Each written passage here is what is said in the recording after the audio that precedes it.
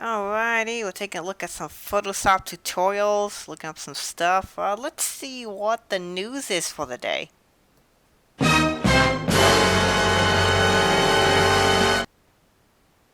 Alright, that's it. I'm moving to Canada. Yep, bye!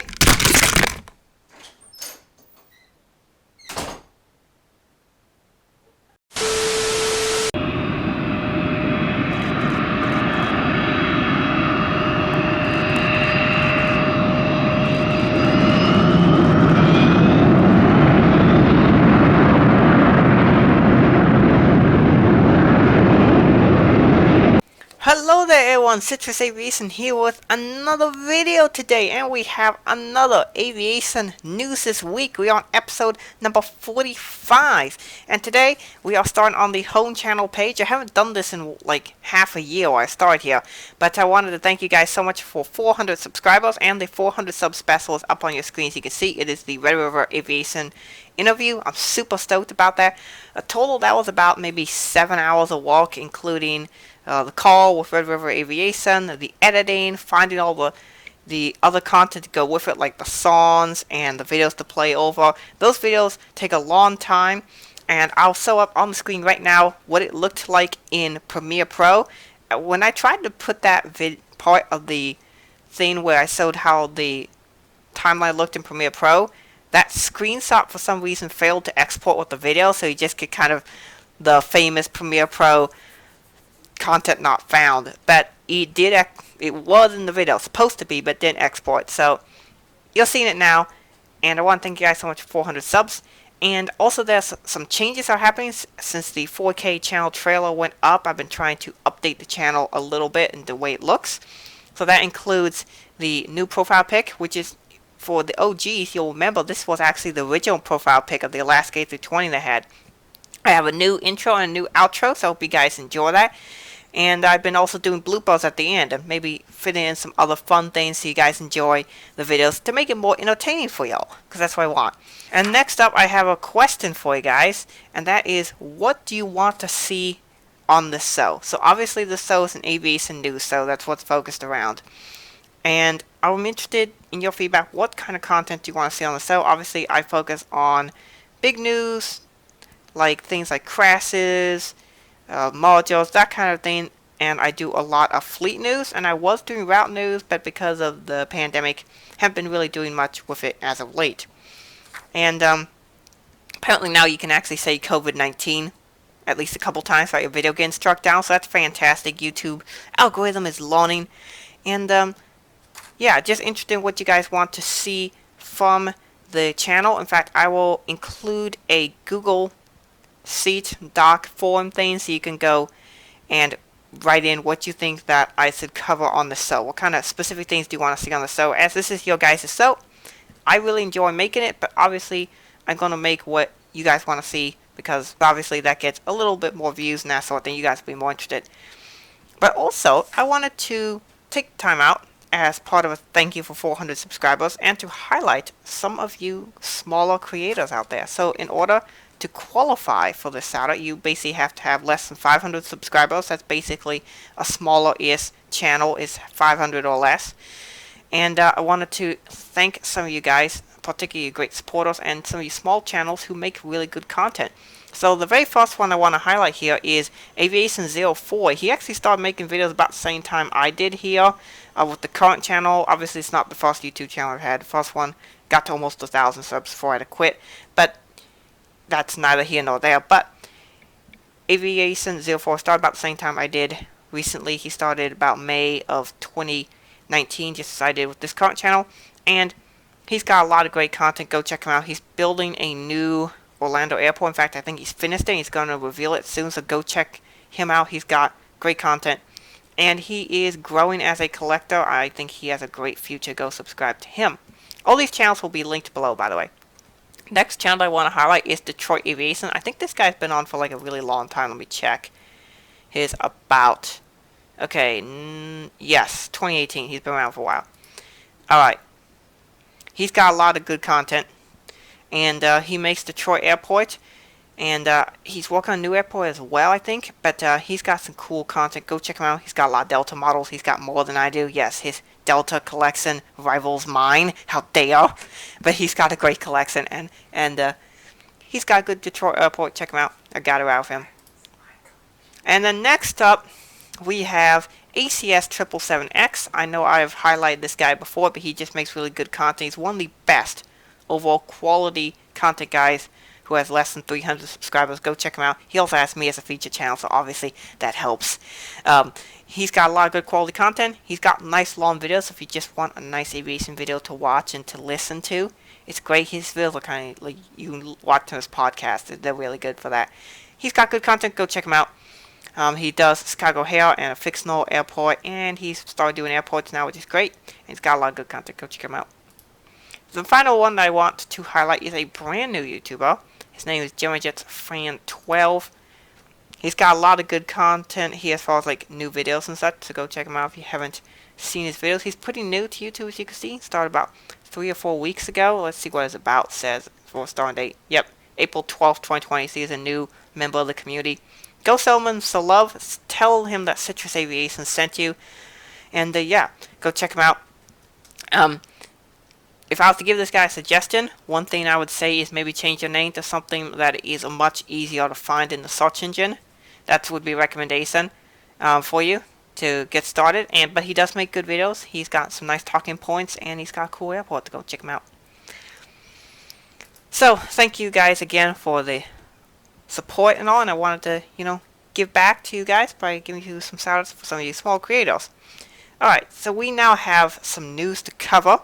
There has been a lot of stuff that's been happening, and one of the things that kind of went under the radar that I didn't really notice until more recently was that Compass Airlines went under. They were the regional operator for Delta Airlines, particularly operated E-170s. You can see in this picture right here. And mostly they just did Delta, but I think they also did a couple for American as well. But it was mostly just Delta. So as you can see, this is a really cool picture here. But they went and filed in for bankruptcy proceedings as part of the COVID-19 pandemic. So they are sadly gone.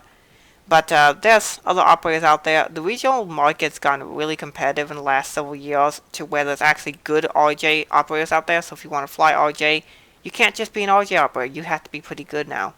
So it's sad to see them go. Next up, Trans-States Airways. That's not Airways, that's an airline. It even says on the plane.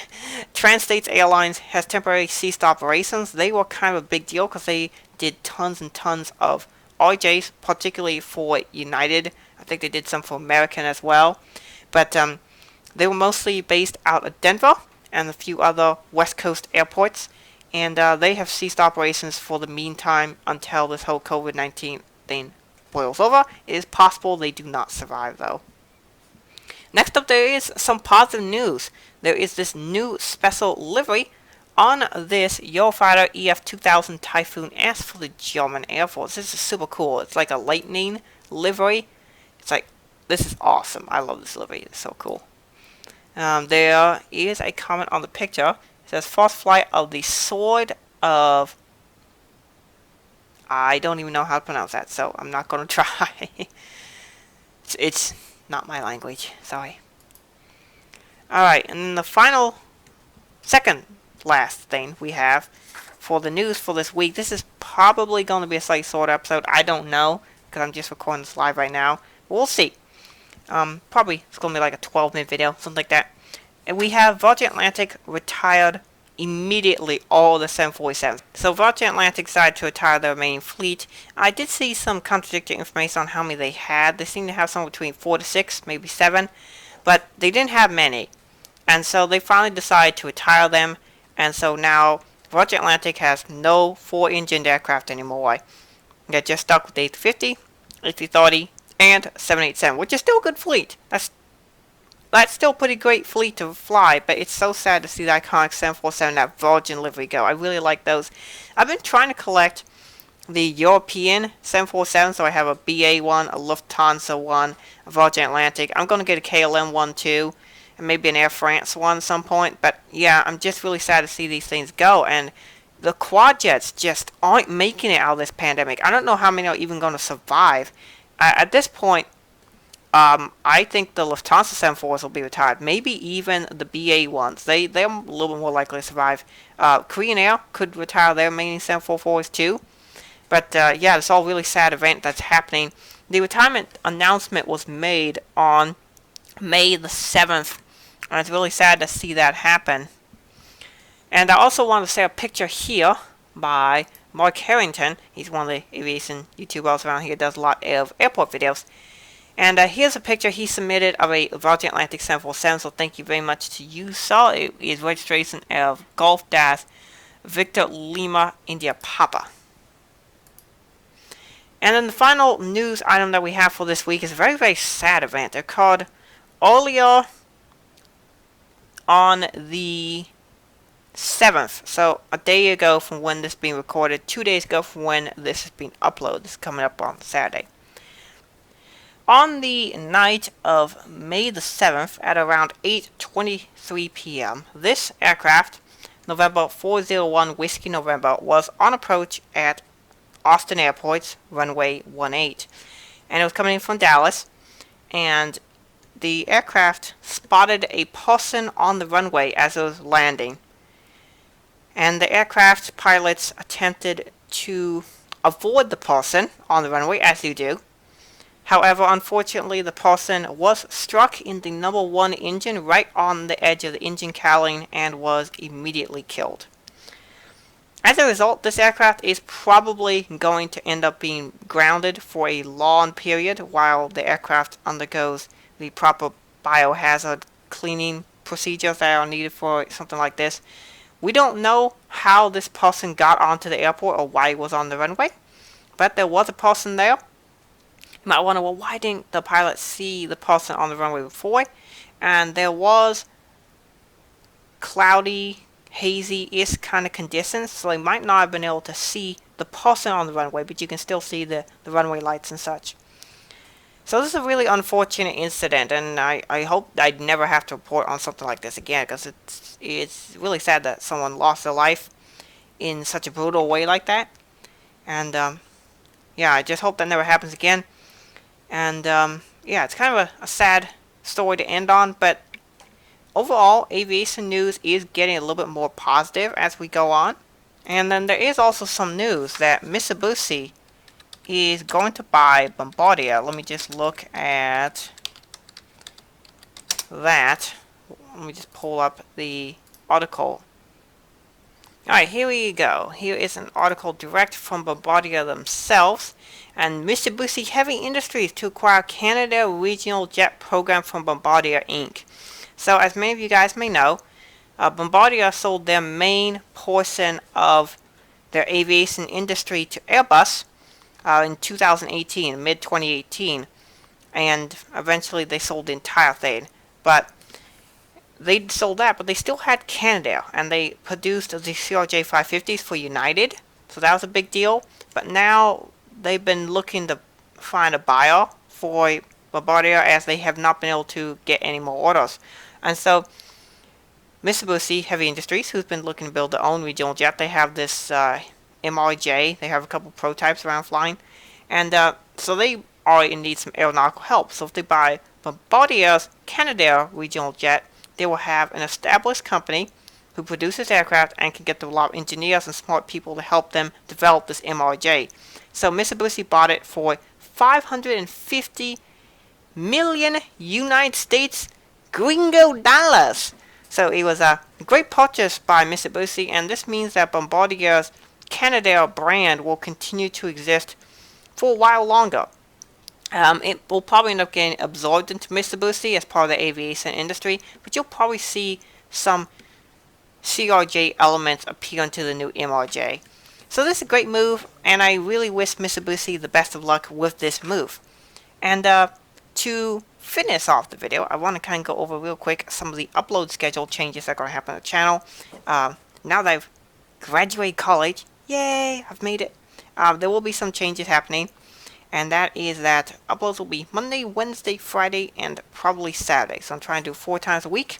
We'll see how well I'm able to stick to that schedule, but that is the plan for now. So you can expect premieres at 3:30 p.m. And I hope you guys enjoy that. Thank you guys for watching. Don't forget to fill out the survey of what you want to see this Aviation News Week show to cover. Thanks for watching, have a great rest of the day, and God bless you.